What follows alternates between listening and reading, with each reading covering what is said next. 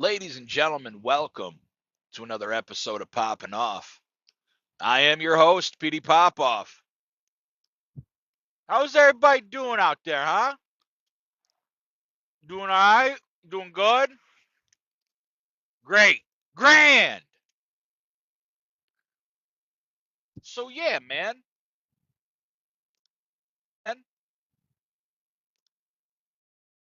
is so all right. So we'll just run it back. We'll go right to it, right? Give you a little context.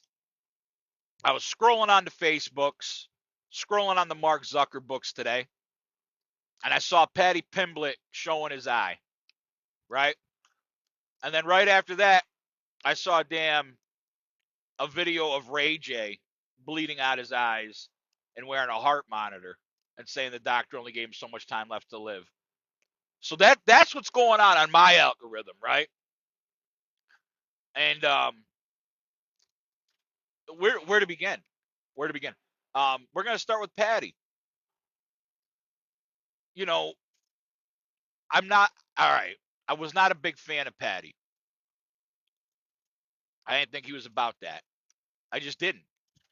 I didn't think he was as good as he was being marketed and promoted as. I just didn't.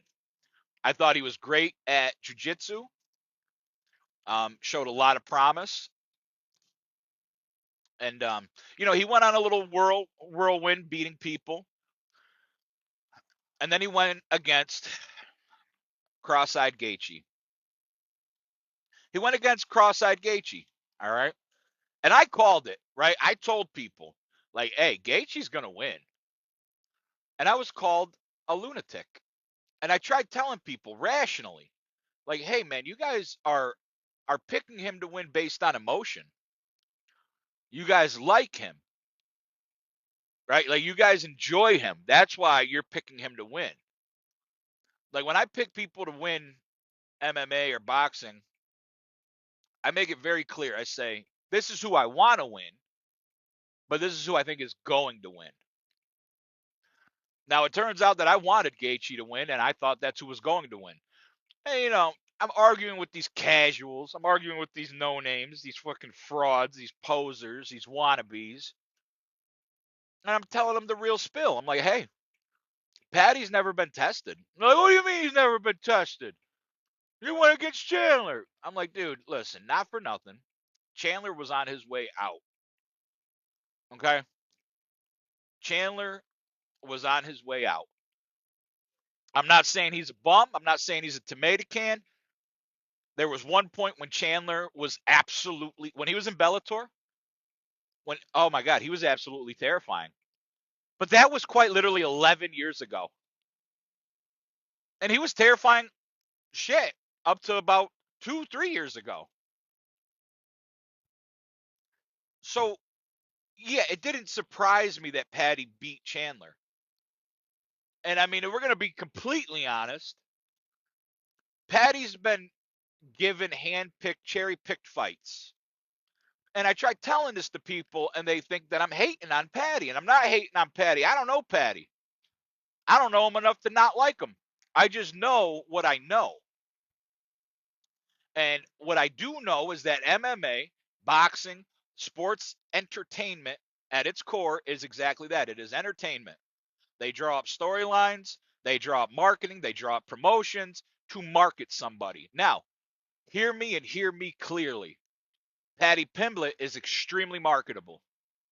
Extremely fucking marketable.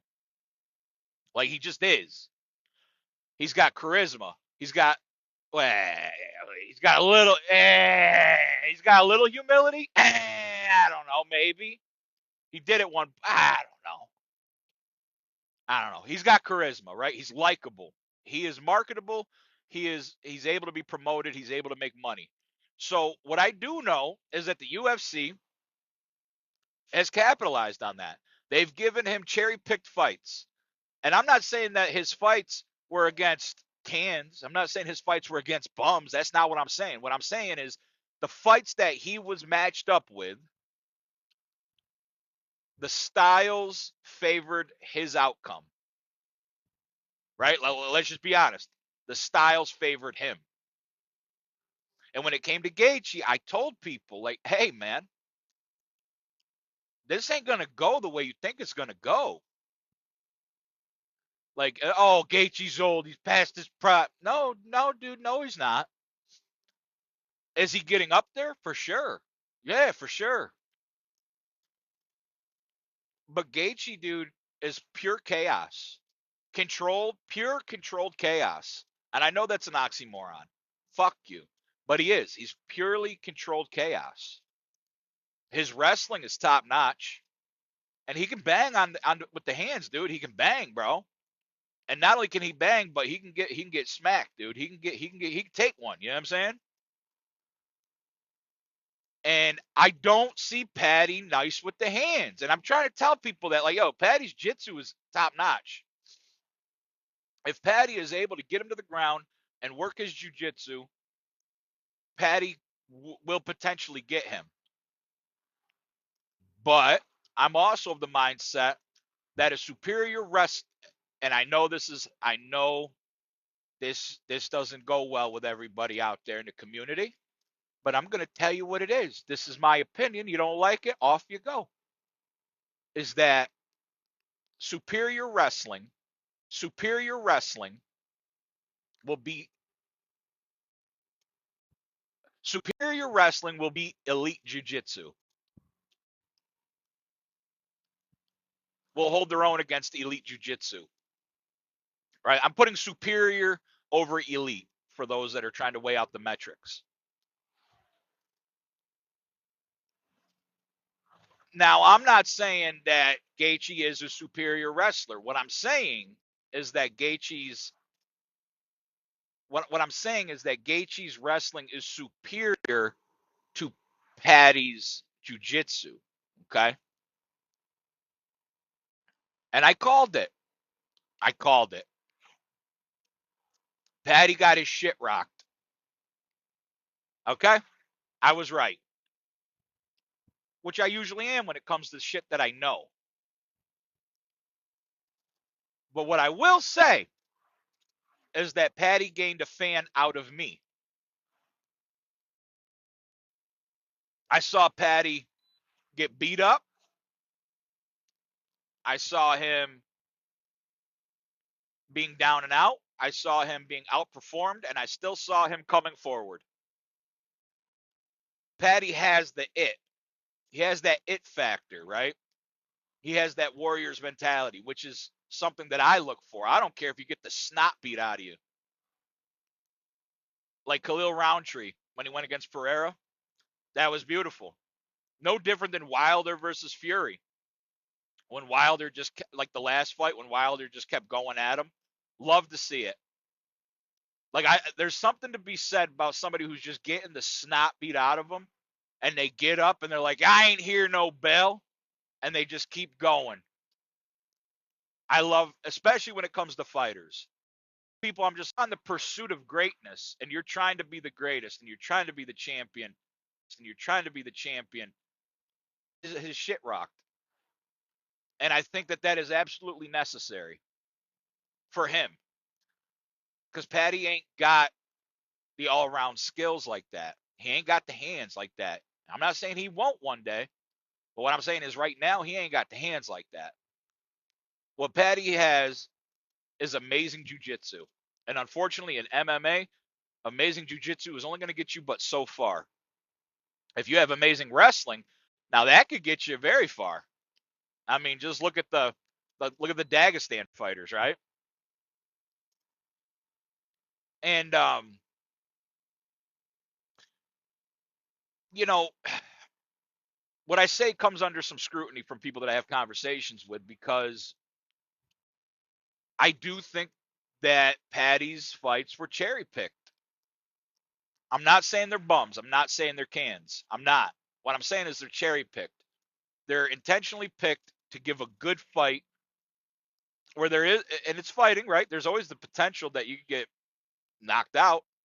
But I mean, he's got high IQ, right? He's not going to put himself necessarily in those situations, especially for fights that are leading up to a championship fight. Now, if you're in a championship fight, you go out on your shield, you get knocked out, tapped, whatever. But in fights leading up to it, nah, dude, you use your IQ. If it's boring, it's boring. You don't take any unnecessary risks, right? The risk reward factor just isn't there. And that's what he did, right? He went against people that the odds favored him heavily, and he beat them. And it's really no, this is going to, I know not a lot of people are going to like this, but it's really no different than Mike Tyson. And I know that's almost sacrilege to say. Listen, I love Mike, all right? I'm a child of the 80s, grew up in the 90s. Mike Tyson was my boxer. That was my guy. But I mean, go through his opponents list. Go through his list, right? And it's not entirely Mike's fault. It's really not. A lot of it has to do with the promotion. A lot of it has to do with Don King. Mike was a marketable fighter, right? He was a beast. He was a young animal, uncaged from the ghettos. List the people he beat, the notable people that he beat, they were Larry Holmes, Sphinx. They were on their way out, man. They didn't pose a real threat. Yeah, he got beat by Buster Douglas, but that happens, right?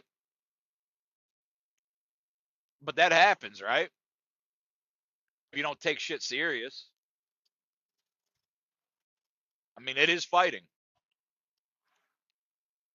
But as I keep saying, you go through that list, give me a name on that list who was an absolute world beater that was terrifying and had the name of, oh shit, this is going to be a good fight. Nobody. I'll tell you the answer, this is going to be a good fight. Nobody. I'll tell you the answer, hard stop. He was good at it. But then the tide starts shifting, right? And it wasn't his fault. As I said, it's not entirely his fault. It was marketing. They were making money off of him. And at the time, the heavyweight division wasn't really developed like that. It just wasn't. You had a lot of journeymen, but you didn't have anybody at the top to market. You didn't really have that. You know what I mean? Like in the 60s and 70s, that was a different period. The heavyweight division was kind of suffering. They put Mike up there. And then, the heavyweight division started popping off again. You had Tommy Morrison. Then you had goddamn Evander. Then you had Lennox. Right?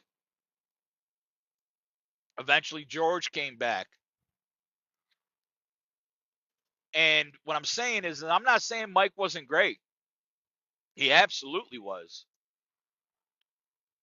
But when you put him against other elites, other superior boxers like Lennox or like Evander, well, we saw what happened, right?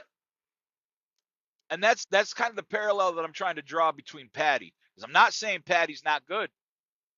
He has the potential to be great. He's got that never say die attitude, and I love that. But his marketing, the potential is there because his marketing outweighs his skills right now. His marketability outweighs his skills. And it's no different than Tyson. And I know a lot of people don't like that. I don't care. That is what it is. It's not even subjective. It is an objectionable point of view. It's an objective point of view. Like it just is. And then, I'm scrolling down my feed and I'm thinking about all these thoughts. Everything that I just relayed to you guys, I'm thinking about as I'm scrolling down my damn feed, and I see Ray J bleeding out his eyes. I take a closer gander. He ain't bleeding out his eyes, dude. He's got makeup under his eyes. Like, I don't know what's going on with Ray J, dude. He's saying that he's dying. He's saying that he's only got till 2027 to live. He's wearing a heart monitor.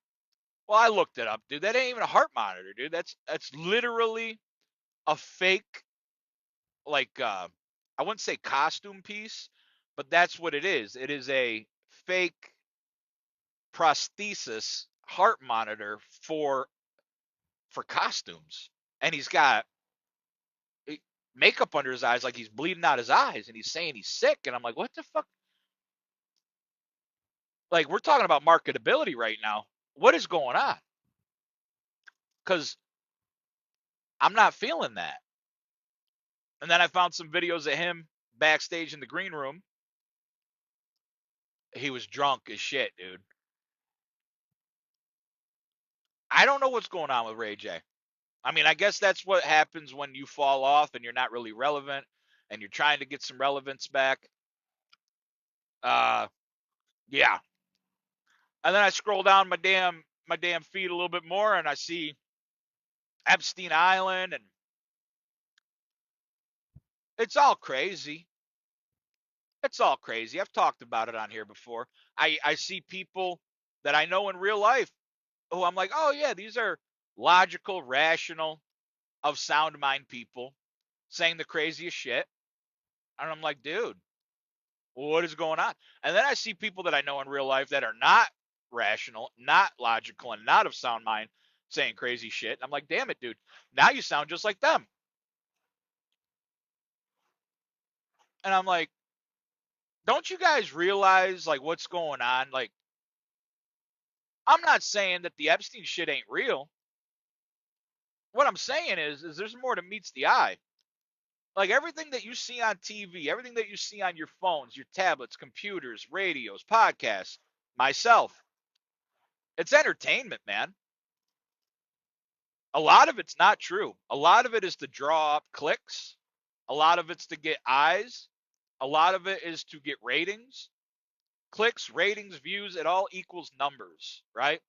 Numbers equal dollar signs. It's all self interest. And I can't help but think, like, wow, you guys actually believe this shit. Like, in what world do we live in where if the things that people are saying is really going on with satanic rituals and harvesting blood and baby, in what world do we live in where if that's really going on, people aren't intervening to stop it? And then, oh, because PD, it's the elites at the top. They're controlling it. No, they're not, dude. No, no. And I almost got baited into an argument with a lunatic the other day, but I didn't get baited in all the way. All I said to him was, hey man, if you think this shit's going on and you're all about that action, boss, why don't you go do something and stop it? Why are you doing a call to action on TikTok and on the Instas and on the Mark Zuckers? Why are you doing a call to action to round up an army to go do whatever? Like, stand 10 toes down and go handle it, dude. Like, if you feel that convicted, if you feel that much conviction in your heart, go handle it, man. Go save the babies. Go save the goddamn babies, dude. And he knew where I was going with it, and he pretty much admitted to it. He's like, because I don't know. And that's what I want to tell people is you don't know, bro. Right? Like, you follow these conspiracy theories, you follow these goddamn Epstein files, you follow this, you follow that. What I'm trying to tell you is like, dude, these are just words. Since when? Here's what really throws me off. Less than a couple months ago, nobody trusted the government. Fuck them. They're all liars. I don't trust none of them. And then the government drops files, and now you trust you trust the files. And I say, why do you believe the files? Oh, because the government put them out there. Oh, I got you, dude. So now you believe the government. Dude, just 3 months ago you didn't believe the government. Now you believe them. You're all fucking cooked, man. You're all fucking retarded cooked, man. You don't believe them, but when it fits whatever fucking fantasy narrative that you have in your delusional brain. Oh, now you believe them. Oh, good dude, go get fucked. All right. Like nobody is genuine anymore. And I'm here to bring reason to the people. I'm here to bring a little bit of logic, a little bit of reason, a little bit of sound mind. Oh, got a violation warning.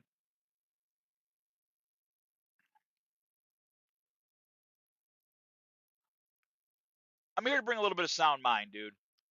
Don't believe everything you read. Don't believe everything you hear. And since TikTok is violating me, we're going to end the live. All right? Off you go.